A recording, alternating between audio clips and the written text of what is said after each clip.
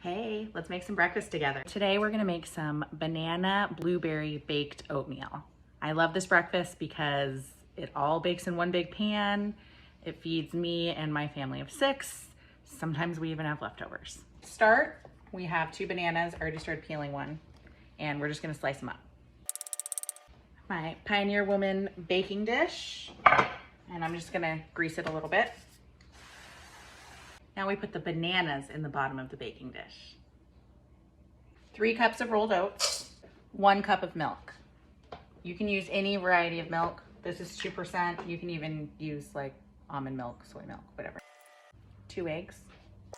Now we have brown sugar, 3/4 of a cup hacked. A half a cup of melted butter that I just melted in my microwave. 2 teaspoons of baking powder, teaspoon of salt, cinnamon and nutmeg.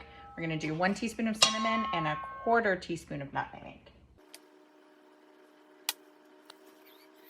Up real good and then add in the blueberries.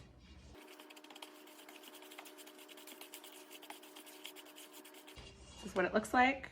Just looks like oatmeal, uncooked oatmeal.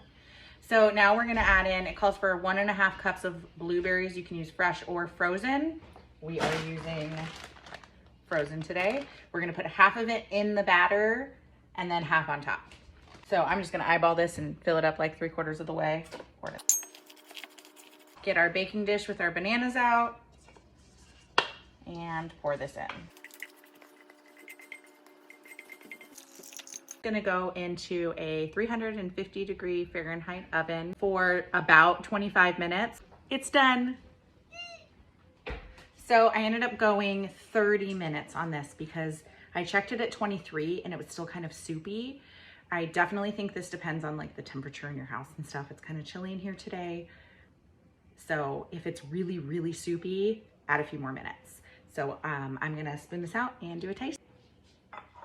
Okay, I've got my oatmeal. I put a little bit of milk on top because that's how I like it, but totally optional. It gets all warm with the warm baked oatmeal. It's really good. So I'm just gonna get a bite here. That is so good on a cold morning. So good.